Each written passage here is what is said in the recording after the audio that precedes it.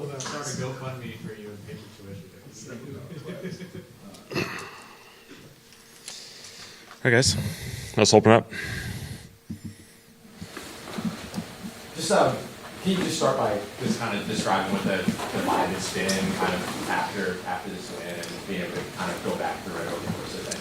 I think it was a good win. Obviously, for our guys to be battling, I think that's the biggest thing that I've appreciated. Our guys, the way they've prepared and where their focus has been each and every week. I thought this was a big-time example of having awesome guys on our team. They have every reason to get distracted when you have the record that we have, and for them to prepare and put themselves in a really good position to be successful on Sunday was awesome. Our guys were resilient through that whole game with a lot of factors associated with that. I thought it was a good example of three phases playing complementary, the way our special teams, kickoff return leads into the opening score and start the second half with an interception that leads to a score. The fourth downs, on defense, the sudden changes, we throw an interception, we force them to kick three. And so I felt like it was just a good example of there's highs and lows in all three phases and kind of playing together and rallying together. Yeah, you kind of hit on it, but just how big was Macy's? You got return to kind of set the tone for that. Yeah, I thought it was big. Start fast. Obviously, it's something that we've tried to navigate for a number of weeks now, and obviously there's frustration associated with that. No better way than to start the game that way for him to have that kick return, put ourselves in the plus 50 category, and then for our offense, just to play execution football early in that game and score a touchdown there. I thought was big for our team just to feel that right before, and it was right in time. And then I think as soon as we scored it, the rain began. Circling back to that first question, when it comes to morale, like how big, what does it do for this team's morale being this late in the season, but against the opponent that you went against? Yeah, our guys are battling, and I appreciate that so much. There's a lot of different ways that your emotions can take you in a season, and so for our guys to stick together, for our guys to be resilient, to keep battling for each other, to keep recognizing the good and the opportunities that are ahead of yourself individually and collectively, thought's been, that's all you can ask for, and so we got really special guys. You talked a lot during going back to your draft day, if you don't mind going back that far, but about the sort of resilience and adversity that some of the folks that you brought in had managed. Does this game kind of exemplify one of the reasons why you make that investment in guys that have navigated adversity before? No question. Resiliency is a part of the NFL. No team avoids it. You have to navigate it. Every team does week in and week out. And so for us to have guys, I think it's an important aspect for our guys to be able to cope with it and navigate it individually, but also collectively as a group. And so when you get a bunch of like-minded guys in that sense that can battle it together, you give yourself a chance. Was there anything else that you think triggered the fast start on offense that you guys had put into the plan that worked for you? Felt like we just executed football. Took a shot on first down. Didn't happen. Second down, really good completion by getting from Tyler to Vay.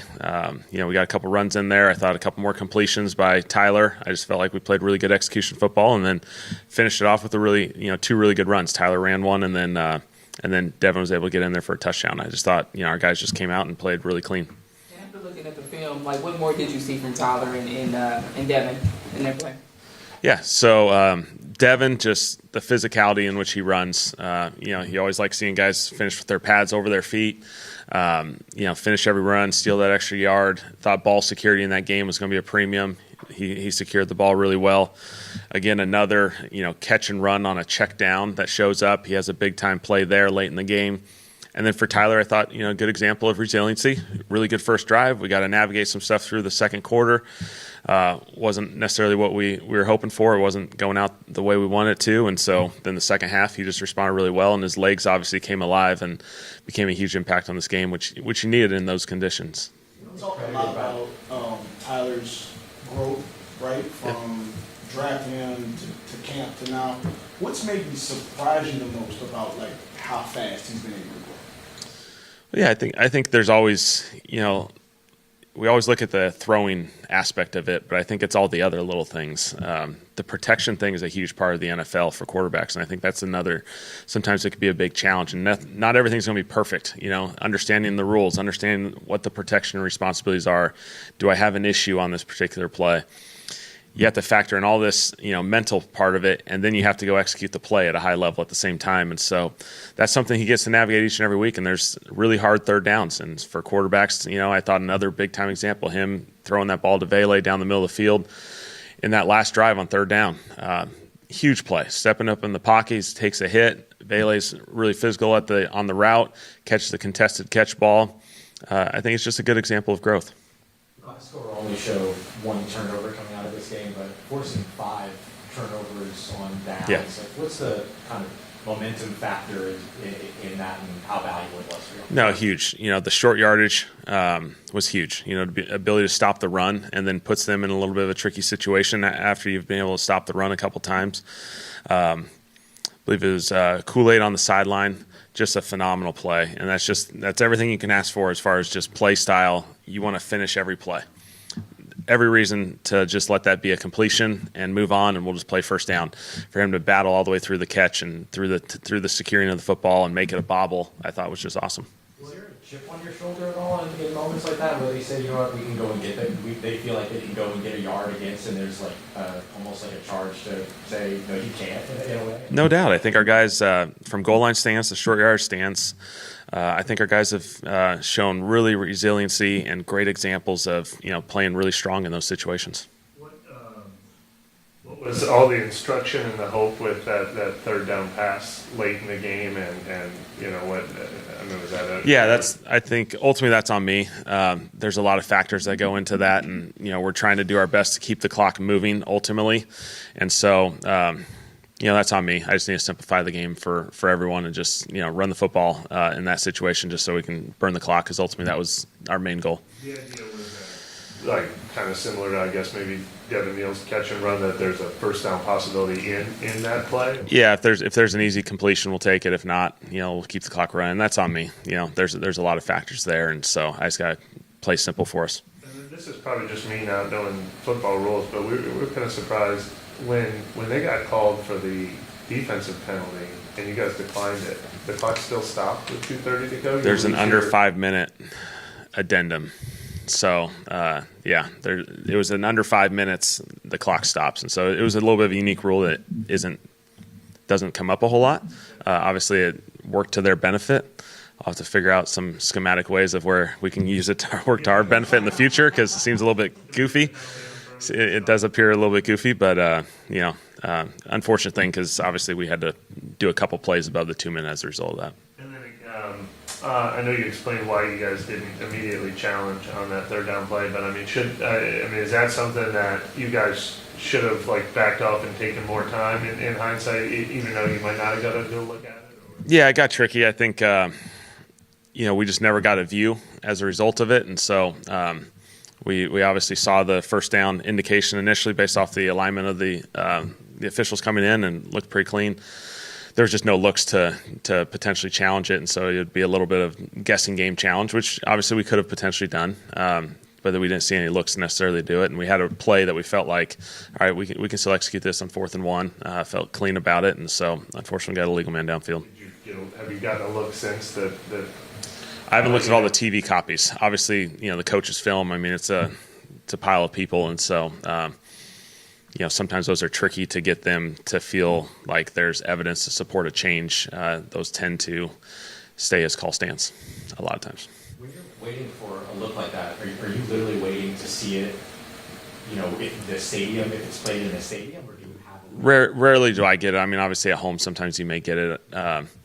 It's usually going to be the box. It's going to be seeing, what they can see on TV to see if they can recognize anything on the cameras up there. And then any updates you're able to share about Ochsner? Awesome high ankle. So we'll just kind of see how this thing progresses. Potentially miss some time, but we'll see how that goes. And how do you feel about the way that Will Sherman kind of, I know you kind of hit it last night, but Yeah, just proud of him. Hop in there, and a guy who's kind of been ready and at any moment, and there's a potential lineup in about every position there for him, and so I thought he hopped in there really well. Yeah, is he a guy that you could plug in? Do you feel comfortable kind of plugging in? He's played interior, yeah, so he's played some guard and tackle, and so we see that flexibility in him. And when you look at the last 4 games of schedule, some opportunities to be on this way, how big is that you go out and kind of finish strong here and work for the game? how you finish is obviously really, really important. I think for individuals, for the team collectively, we're creating habits, and we're creating habits every day, and we're creating an environment to be a really successful program. And so you do that by winning football games. Ultimately, that's what cultures are all about. Is ultimately we're trying to win football games, and we got 4 more opportunities to do it. I think our guys are excited about it, doing it together. A couple division games in this mix as well, and so those are always fun. Of the 3 guys who were held out with injuries, Justin Reed, Tommy Foya, and Alvin Kamara, is there anyone that you're hopeful will be back on the practice field by Wednesday? Yeah, we'll see. We'll see with those guys. They're all kind of in a similar path where we're just going to have to get some work in today, see how it responds. Tomorrow's usually their off day, and so then you kind of put them in position to see if they can get going on Wednesday, and all 3 will still be questionable just to see how this thing plays out. With the amount of run game that you guys leaned on yesterday, is that, I mean, a lot of people talk about the weather, but was that kind of the goal going into, is to try to win in that area of the game? You always want to run the football.